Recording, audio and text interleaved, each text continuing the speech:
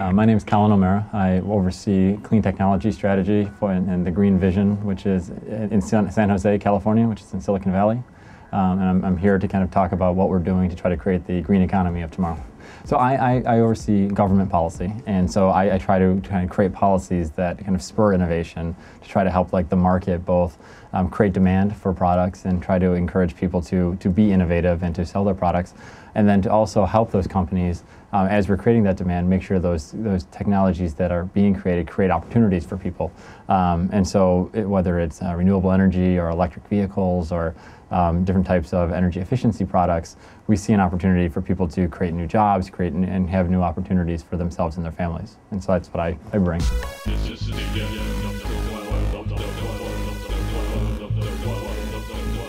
I grew up in New York, and now I live in California, and I think there's a growing awareness that we can't just keep doing things the way we are doing things. And I think it's a combination of congestion, of different types of pollution, of cities, cities like Los Angeles having pollution that is just unsustainable. And so I think there is a realization that it's coming. I think now with the new administration that understands that climate change is a problem, and President Obama that believes in clean technology will make those changes. But we're coming late to the party, and I think that America can't do it by themselves. Right now, America hasn't been doing its part at all. And I think by having American leadership for the first time to follow in the great leadership of the European Union and Japan in particular, there is an opportunity to really change the world in the next decade. I think the bigger concern is that the global economic crisis right now makes people think they can't afford to make these changes, where our argument is that you can't afford not to make the changes, and that every day that we wait is going to make it more expensive, more difficult to make changes in the future.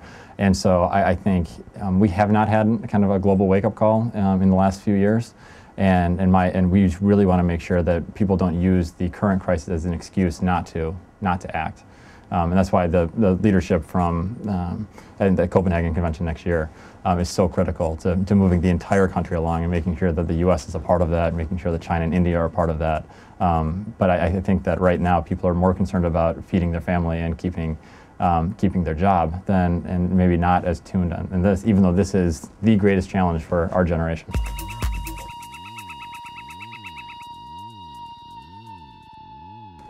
"50 years from now, we live in a world where all of our electrons come from renewable sources, all of our transportation comes from non-fossil fuels. We've increased global wealth by trillions of dollars. We've reduced poverty because we've been able to better use natural resources and not exploit countries around the world for their precious resources. And in doing so, we've created a society that is not only environmentally sustainable, economically viable, and also socially just. So it really has to break down kind of individualist attitudes, but at the same time, every individual has to play a role.